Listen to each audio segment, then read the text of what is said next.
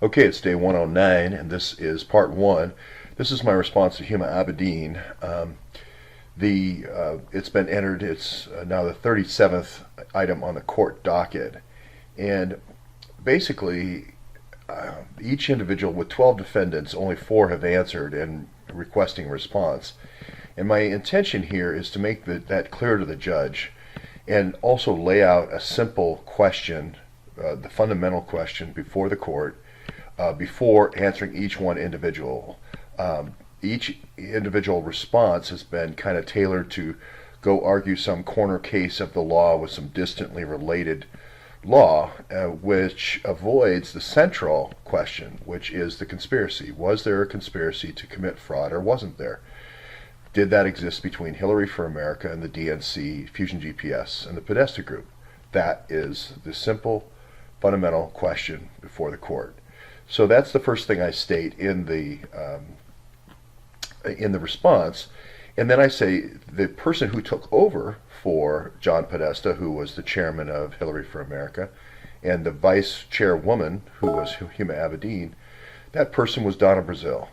And after she reviewed the process, she is the one who called it rigged, and she is the one who said that there was a secret joint funding agreement, which was signed late in September of 2015, which the public was not aware of. And she is the one who said that allowed the sweeping of donations, of financial and also information, the key NGP band system, which contained not only donor data, but equally valuable volunteer data. So that is the fundamental issue before the court, was information swept from Washington, D.C. to New York? Was it being swept from the DNC to the Hillary for America in Brooklyn, New York? So the data sweeps are a key question. I say that there is a connection. I say it's an hourly connection. And I believe that information was being swept to a secret server from DNC servers that the Awans maintained, which was the caucus server, and then forwarded on to Brooklyn, New York. That is what I have fundamentally said in this response. I believe I can prove that.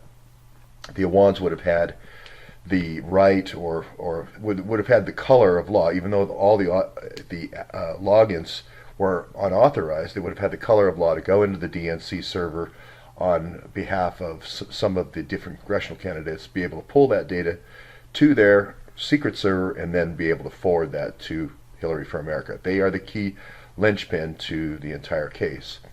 So then, as I get into the individual responses, what she said was, there's really 3 things, and each one of the responses always hits on this. Well, you didn't state a cause of action. You didn't state an injury in fact. A couple of them argue jurisdiction. I don't know how you can argue jurisdiction. The DNC is located in Washington, D.C. Debbie Wasserman Schultz is Washington, D.C. Fusion GPS is Washington, D.C. The Podesta Group, Washington, D.C. The only one that's not is Hillary for America, which is the recipient. So it's sort of like saying I took the money to the hideout in Maryland, but all the robbery and all the planning and all the other conspirators were in Washington, D.C. Therefore, you have wrong jurisdiction. It should be in Maryland. You can't pursue the action. Just on the face of it, it's obviously not going to hold water. The second one is that they raised is that I'm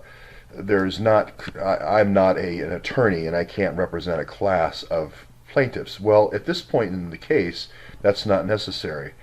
The 2 key tests for having class, being able to represent a class, is first of all, numerosity, that you have enough people, and then secondly, diversity, that you've selected over a group of the country that makes sure that all individual plaintiffs that were hurt in a large case like this, where it's a $300 million in injury, have equal representation. And I've done a daily campaign for the last 90 days, I think it goes all the way back 100 days now, at attempts at diversity in every congressional district, both for men and for women.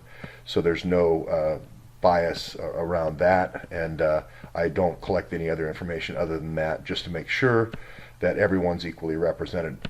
So numerosity is not going to be a problem. So the last one is standing, and diversity is also not a problem, obviously, because it's every congressional district in the United States. The other potential claim is standing, and we already have a derivative case. And then I talk a little bit here about a pro se client having more leeway in terms of the ability to discover and prove his case, because it's one guy, self-funding, with the help of support from Patreon. Thank you very much. Against the DNC, these are billion-dollar organizations. Podesta Group, 30 years on K Street, etc. Fusion GPS, being funded by the FBI, and so forth. So the last thing I say here is that the injury is not slight. There's 2,100 classified emails on Huma Abedin's server, BlackBerry device, which gets supported Anthony Weiner. Only one password given to Russian spies, for instance, if it's the PRISM system, or if it's a system like Palantir. I should correct that. That's going to be wrong. If it's a system like Palantir, could give up information about mining information all over the world. It could get information about drug interdiction all over the world, resource daily briefs to the president, all sorts of negotiations around nuclear materials, etc. This is even one insecure email delivered to a Yahoo account when she knew that Yahoo had been compromised numerous times in the press would be enough to show irreparable harm, and that still could be occurring today. So I go through each one of her objections in a particular manner. I don't think that really we need to go into more detail here, other than to say that we need to, in discovery, we'll need to ask the nature of the 2,100 emails. If Palantir was in there, if PRISM was in there, what kind of reports, what were the titles, what's the metadata, and this will all hopefully come out in interrogatories when we make it through this phase. So I'm going to leave it right there, just to let you know that you can look at that. I'm not going to send those files out until all 4 files that I'm doing today have been done. I'm going to be doing Huma, DNC, Debbie Wasserman Schultz, as well as Kim Fritz, who is the person who was kind of a stand-in for John Podesta, that kind of Podesta put in front of him to to hide behind in a way, I believe. So I'll leave it there, and you can go to pacer.gov and look at the pleadings, look at the responses.